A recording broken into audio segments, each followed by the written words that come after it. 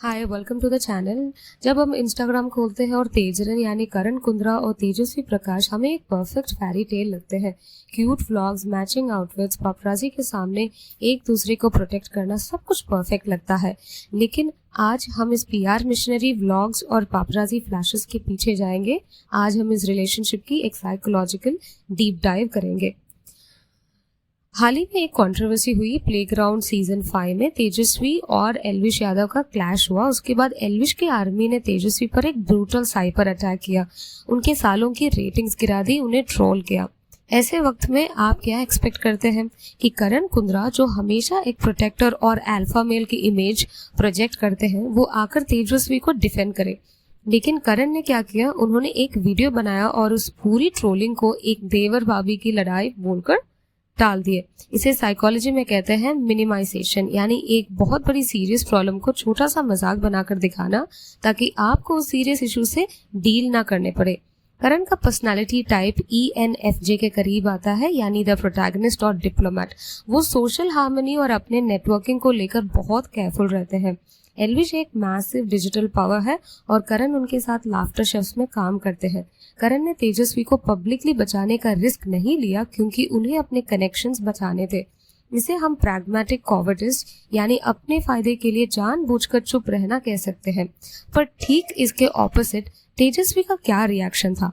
तेजस्वी ने एक इंटरव्यू में कहा था कि उन्हें स्टेबल लव चाहिए, पर जब उन पर अटैक हुआ और करण ने साइडलाइन ले ली तो तेजस्वी का सर्वाइवर इंस्टिंक्ट बाहर आया। वो अकेली खड़ी रही।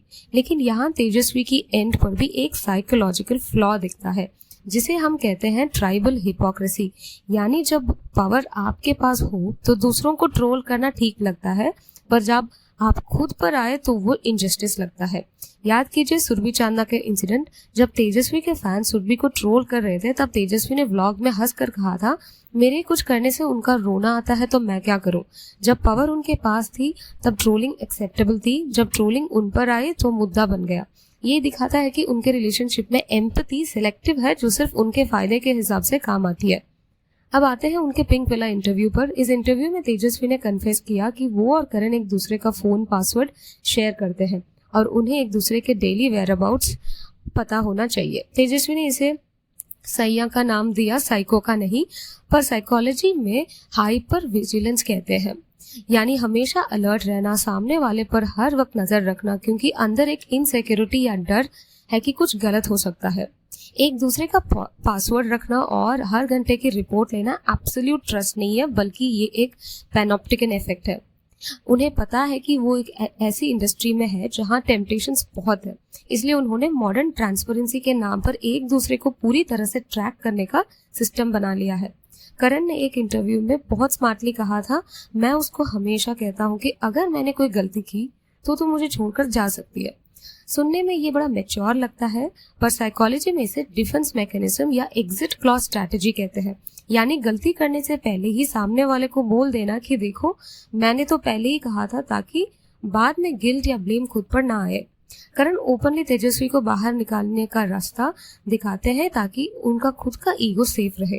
वो अपने फेलियर्स को बिट्रेयल नहीं बनने देना चाहते, बल्कि एक कैलकुलेटेड रिस्क की तरह फ्रेम करते हैं, जिसके बारे में तेजस्वी को पहले से पता था।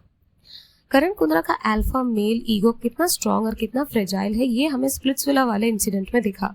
करण ने शो पर 2 कंटेस्टेंट्स की दोस्ती देखकर कहा था, काश ऐसी दोस्ती मेरी लाइफ में भी होती। जब रेडिट और इंटरनेट के कमेंटेटर्स ने इस लाइन को पकड़ा और कहा कि ये तेजस्वी पर एक ताना है, तो करण का रिएक्शन कैसे था। करण ने पब्लिक में आकर क्रिटिक्स को वेली जनानिया कहकर अटैक किया। साइकोलॉजी के अकॉर्डिंग इस ईगो प्रिजर्वेशन थ्रू डिफ्लेक्शन कहते हैं, यानी जब आपके रियलिटी पर कोई सवाल उठाए और आपको अंदर से वीकनेस फील हो, तो अपने आप को बचाने के लिए आप मुद्दा घुमाकर दूसरे पर गुस्से से अटैक कर देते हैं। करण की पूरी इमेज एक परफेक्ट बॉयफ्रेंड की है। जब पब्लिक उस इमेज को तोड़ती है और उनके रियल फ्रिक्शन को पॉइंट आउट करती है, तो करण अवॉइडेंट या दूर भागने वाले बन जाते हैं और एग्रेसिव हो जाते हैं। और इस इंसिडेंट के दौरान तेजस्वी ने क्या किया, उन्होंने मॉरिशियस से अपनी एक फोटो डाली जिसका कैप्शन था, I am right here.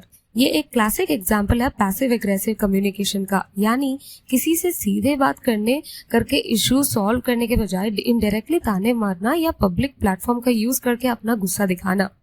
Close doors के पीछे जब इनका झगड़ा होता है तो ये आम कपल्स की तरह हमेशा क्लियर कम्युनिकेशन नहीं करते। ये पब्लिक प्लेटफॉर्म और अपने मिलियंस ऑफ फॉलोअर्स का यूज करके एक दूसरे पर साइकोलॉजिकल अपर हैंड बनाए रखते हैं। अब बात करते हैं उनके नए शो देसी ब्लिंक की। शो में एक कैरेक्टर है तबिंदर जिसने तेजस्वी से कहा कि you don't fit into this world.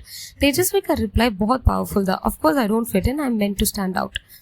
ये स्टेटमेंट तेजस्वी की कोर पर्सनालिटी को डिफाइन करता है। उनका पर्सनालिटी टाइप ESTJ यानी द एग्जीक्यूटिव एंड कमांडर के बहुत करीब आता है। वो फिरोशियसली इंडिपेंडेंट है और उनका एम्बिशन बहुत बड़ा है। तेजस्वी को किसी नई सोसाइटी या करण के पुराने दोस्तों से वैलिडेशन नहीं चाहिए। उन्हें पता है कि उनकी खुद की ब्रांड वैल्यू उन्हें एक मैसिव पावर देती है। वो करण की +1 बनकर नहीं रहना चाहती और यही इन दोनों के बीच एक छोटा सा साइकोलॉजिकल फ्रिक्शन क्रिएट करता है। करण ने एक इंटरव्यू में एक्सेप्ट किया कि उन्होंने अपनी अर्ली 20s में ही बहुत पैसा कमा लिया था और उनकी डिजायर्स पूरी हो गई थी। करण अब लाइफ में स्लाइटली कॉम्प्लेसेंट है और उन्हें बस एक हाई स्टेटस पीसफुल कंपेनियन चाहिए। लेकिन तेजस्वी अभी अपने हंगर और एम्बिशन के पीक पर है। वो अपना एम्पायर बना रही है। करण एक एस्टैब्लिश राजा की तरह रिलैक्स करना चाहते हैं और तेजस्वी एक वॉरियर की तरह हर रोज नई आग लगा रही है। तो इन सारे इंटरव्यूज, कंट्रोवर्सीज और साइकोलॉजिकल टर्म्स के बाद आखिर तेजरन का असली सच क्या है? सच ये है कि तेजरन एक ईगो इक्विलिब्रियम है, यानी दो बहुत स्ट्रॉन्ग और बड़े ईगोज का एक ऐसा समझौता जहां दोनों एक दूसरे की स्ट्रेंथ्स को बैलेंस करते हैं और एक फंक्शनल पार्टनरशिप बनाते हैं। ये उतना सॉफ्ट और क्यूट रिश्ता नहीं है जितना व्लॉग्स में दिखता है। करण कभी भी अपनी डिप्लोमेसी और अपनी इमेज को रिस्क में डालकर तेजस्वी को कम्प्लीटली प्रोटेक्ट नहीं करेंगे और तेजस्वी इतनी सेल्फ प्रिजर्विंग है कि अगर कल को ये रिश्ता उनके ब्रांड या उनके मेंटल पीस को सर्व नहीं करेगा तो वो बिना टूटे आगे बढ़ जाएगी। इनका पासवर्ड शेयरिंग ट्रस्ट नहीं, एक मॉडर्न डे इनसिक्योरिटी का एविडेंस है। ये दोनों एक दूसरे के लिए इसलिए परफेक्ट है क्योंकि ये एक दूसरे से ट्रेडिशनल परफेक्शन एक्सपेक्ट नहीं करते। करण को तेजस्वी के जिद्दी और एम्बिशियस नेचर से कोई प्रॉब्लम नहीं है क्योंकि तेजस्वी की सक्सेस करण के ब्रांड को और ऊपर ले जाती है और तेजस्वी को करण के डिप्लोमेसी और पास बैगेज से इशू नहीं है क्योंकि इस रूथलेस इंडस्ट्री में करण उन्हें एक स्ट्रॉन्ग एक्सपीरियंस्ड एंकर देते हैं। कैमरा बंद होने के बाद तेजरन दो ऐसे लोग हैं जिन्होंने लाइफ के हार्ड रियलिटीज देख लिए हैं। उन्हें पता है कि ग्लैमर की दुनिया में अकेले लड़ने से बेहतर है किसी ऐसे इंसान के साथ अलायंस बनाना जो उतना ही स्मार्ट और उतना ही एम्बिशियस हो। ये सच्चा प्यार भी है और एक मास्टर क्लास बिजनेस स्ट्रैटेजी भी। अगर आपको ये डीप साइकोलॉजिकल ब्रेकडाउन पसंद आया तो कमेंट करके बताइए कि आपको सबसे शॉकिंग ऑब्जर्वेशन कौन सा लगा। क्या आपको लगता है तेजरन लॉन्ग टर्म चैलेंज नहीं है? वीडियो को लाइक करें, चैनल को सब्सक्राइब करें और हम मिलेंगे आपसे अगले वीडियो में एक और सेलिब्रिटी की असलियत को डिकोड करते हुए। Till then stay sharp, stay observant.